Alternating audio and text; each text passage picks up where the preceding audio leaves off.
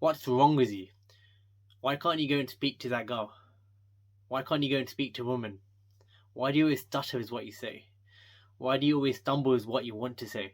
Why do you always go in your head and forget what to say or just go blank with what to say? Why do you always come off as awkward and weird? These are literally the things that ran through my head when I was younger and when I was in my early 20s. I struggled to speak to women. I didn't know how to approach them. I didn't know how to ask them out. And it really bugged me for such a long time. It made me irritated, frustrated, sad at times. And I felt like there was no way out. But eventually I found a way out.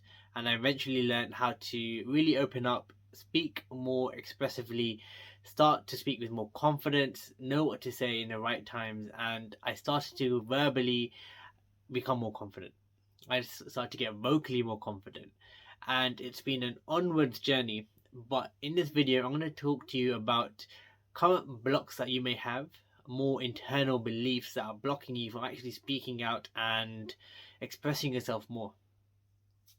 And this might sound really weird because part of you is thinking, maybe I just need to go and get more confidence. Maybe I need to go to a public speaking class.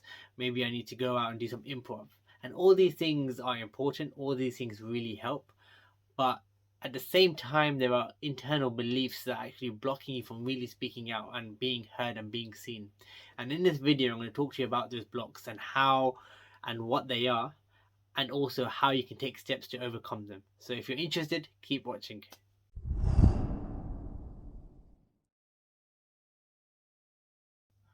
So, like I said, public speaking, improv, all these things will help you to vocally be more confident. I've been to these courses and they've allowed me to become more confident. They've allowed me to understand the technique of speaking, pausing, speaking out loud, all these different things and elements. And these things are important because they will essentially help you to build more confidence with your speaking abilities. But equally, some of you have an amazing voice, have an amazing ability to speak up, especially when you're alone. But when you're confronted with women or when you're going out on a date, you stumble and you don't know what to say. You go in your head, you're not present anymore, and you don't know what to do. And for those of you who are struggling with this, I want you to think differently now. I'm going to take your mind to a different region and I want you to think differently. I want you to think, what blocks might be there present right now in your belief system that are actually stopping you from speaking out. Some of you want to be heard, but equally subconsciously you're blocking yourself from being heard. You're preventing yourself from being heard. And the reason for this may be because deep down you're fearful of criticism, you're fearful of being laughed at, of being bullied. And although you are trying your best right now to be heard, subconsciously you may be actually fighting yourself from not being heard. You want to hide away and be in the dark, in the corner somewhere. You want to hide away from everything. So this is all a new concept to you. Bear with me, listen, and hopefully you can take away something really life-changing from this talk. So keep watching. But essentially what I'm trying to say is, a lot of you have beliefs that you formed when you were young. When you were young, perhaps you were bullied, perhaps you were rejected, but these experiences have a big imprint on your mind and your body. And these experiences imprint on your mind and body by forming new beliefs. You form new beliefs or new perceptions. Perhaps you were rejected multiple times, or perhaps you were just rejected the one time and it really hurt you, really made you upset. And in that moment, you decided, that younger self, not you right now, but the younger self decided actually you don't want to speak up as often because you're scared of being rejected again. That pain was so much, you don't want to experience that pain again. And so you develop almost like a barrier, a defense system, a way for you to protect yourself. And by doing this, as you grow older and older, you change, you have new experiences, but subconsciously there's a part of you, a younger child, an inner child as they say, that is scared of being hurt. And so you might go into new experiences, you might try and go out and essentially build more confidence, but deep down there's a part of you that's still hurt and still fighting to protect itself. Your nervous system, your body is protecting itself completely from being hurt, all because of that one experience. And yes, this happens in PTSD, but also it happens as you grow older. Now, these experiences don't have to be severe. They don't have to be like PTSD, which can cause panic attacks, and it can be cause severe symptoms. But these experiences can also block you on a very smaller level, I guess, from speaking out. And so when you're going on this journey to build more confidence, to speak to women, to speak out, be more vocally expressive, you also want to work on those smaller, finer details, the smaller, finer emotions and beliefs that are actually holding you back. So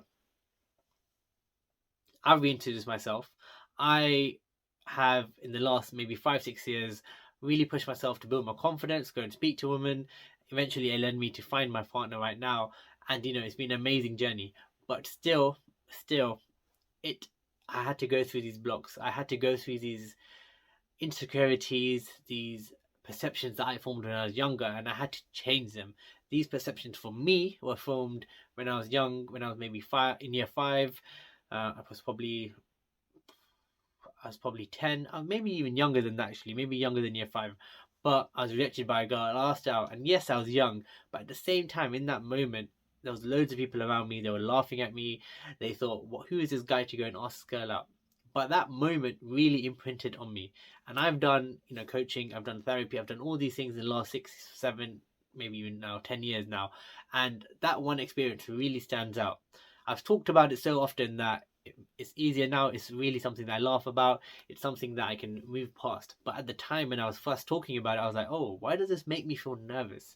Why does this make me feel a little bit emotional?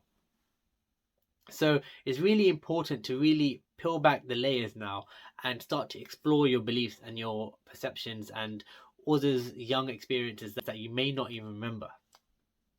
So how do you even start this journey? Well, I'm going to go through some tips, I'm going to go through some steps, and I want you to kind of follow along and try and write this down now. So grab a piece of paper if you haven't, and I really want you to start this now. It might not change your life completely, but it will start the process for you to start thinking. And as you start thinking, as you start unraveling and unpeeling those layers that you may have not experienced or may have not confronted before, it's going to start to open up a whole new Pandora box. And that Pandora box will eventually allow you to express yourself more, speak up more, but you have to start the journey now. Because if you don't, you will always carry around that block, and that same experience will repeatedly happen over and over and over again, and it will frustrate you more and more and more down the line. So, on a piece of paper, I want you to write down all those experiences in your life where you felt that you couldn't speak up. And I want you to think as young as you can, as young as 0 to 5 if you remember that much. I want you to write down all those times where you wanted to speak up but you couldn't. I want you to think of all those times where you felt like you had to be quiet, where you had to be mute, where you wanted to express yourself but you couldn't, and write it all out. And number the statements with the correct age as well. So for example, if you're 5 years old and you remember your mum shouting at you, and in that moment you were told to just shush, don't say anything, shut up, and don't do anything, then write that down as well. Write down at 5 years old, I felt this way, I couldn't speak up. So I want you to go and do that. As you're doing that, I want you to also write down next to that statement an emotion of how you felt. Maybe you felt angry, maybe you felt frustrated, maybe you felt depressed, maybe you don't know how you feel. Maybe in that moment you just felt you don't know, you can't remember how you felt, and that's still okay. But I really want you to take a deep breath in, take a moment and really think about it. Don't overthink it. Think about the question and then think about the first response that comes in your head. Often we overthink these emotions. Often we try and rationalize it. Don't rationalize it in this scenario. Or just think of all the emotions that come up. Now, once you've done that, comment below with things that have happened to you, experience that you've had. If you don't want to comment, that's also fine. But make sure you hit the like and subscribe button to Cheeky Blog. Cool. So once you've done that, you've got these emotions in front of you, you've got the statement. I want you to go around and go down the list and just number all of them in a ranking. Maybe 10 being the most extreme scenario, 1 being something that you didn't really feel like it's something that you can talk about. It doesn't really affect you at this age, and maybe you still remember it and you talk about it all the time. So number it 10 being extreme, 1 being no extreme. If you want to, you can do the other way around, where like number it the other way around, but that's still okay. It's up to you. Once you've done that, I want you to pick an emotion on there or a statement on there that's roughly a 4. So it's not too extreme. It's nearer to, you know, this is something you can talk about. Pick that statement, pick the emotion that's associated with it, and I want you to sit down and think about it. I want you to close your eyes, literally think about it. Think about the emotion, think about the statement, think about how you felt in that moment when you were young. So perhaps you were, let's say, 8 years old and you were being bullied at school. You felt like you couldn't speak up. You felt like you had to be quiet. You ran away somewhere. Whatever it is that comes into your head, think about that emotion. Think about how you felt. Maybe you felt angry in that moment, but equally the anger, you couldn't speak out. You couldn't say anything. So think about that feeling. I'm going to try and visualize myself as well. Those times when I was bullied, I'm thinking about that. Thinking about how I felt. And I want you to imagine a ball, literally a ball in your throat. And that ball represents anger. It represents, or it might represent sadness, or it might represent frustration for you. Whatever it is, I want you to imagine that ball represents that emotion. And just sit with it. It's going to be uncomfortable. It's going to be really irritating. It's going to feel like very uncomfortable. So just sit with it and just feel that emotion, feel that anger within your throat. And if you can, imagine it from the perspective of the younger version who experienced that experience. So for example, if I was 10 years old, I would imagine 10-year-old version of me, and I would imagine that ball in their throat, like an imaginary ball, like a magical ball that no one can see, and in their throat, and it represents anger. And if you want to, I would recommend it, but you associate a color to that ball. So for example, it might be a red ball that represents anger. And I want you to sit with it for, let's say, 2 minutes. And for some of you, you will not be able to do this. You will run away. You'll be like, this is stupid. You'll probably have turned this off already.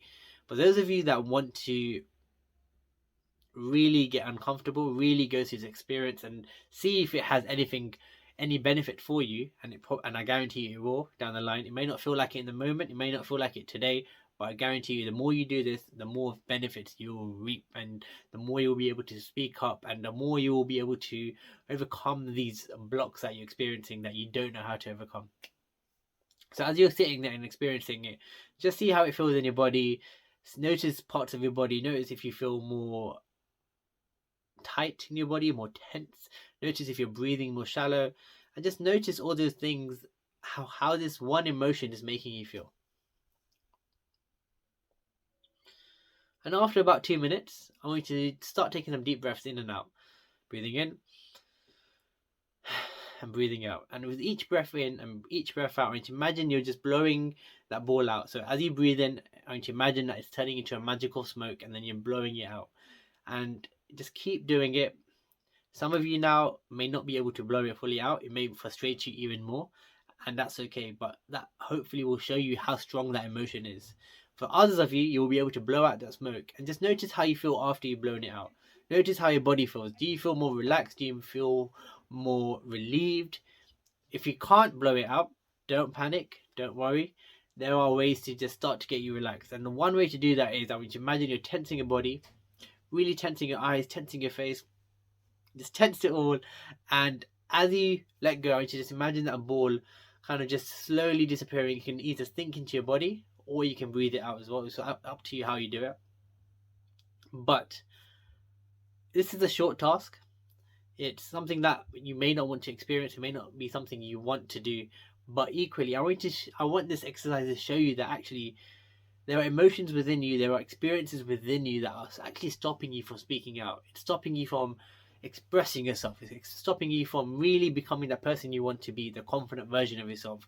So you can go out and take as much action as you want, speak out, do this, but you eventually come back to the same spot where you stumble, you're frustrated, you're upset.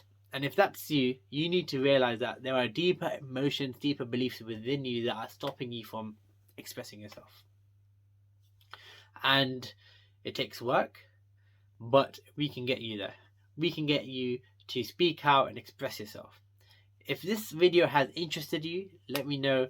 Comment below, like, subscribe if you want to find out more about how you can deal with those emotions and those beliefs on a more a somatic way, so in through your body, then also let me know and I'll answer your questions. My email is down there in the description box, so you can also check that out. But otherwise, make sure you carry on this task. I'm also doing one-to-one sessions, so if you're interested, drop a DM, drop me a message. I will book a free session with you. It's a clarity session, and we will dive deep and we will work on all those blocks. We'll look at your belief systems, we'll look at your current self, the future self of where you want to be, and I'll teach you how you can get there. By the end of the session, you'll have more clarity around how you can authentically express yourself and be yourself. If you're interested in the coaching session, let me know, and I look forward to working with you. Otherwise, I will see you in the next video. Again, make sure you like, subscribe, it really helps boost my content and reach out to people who may really need it. My name is Jag. Thank you very much.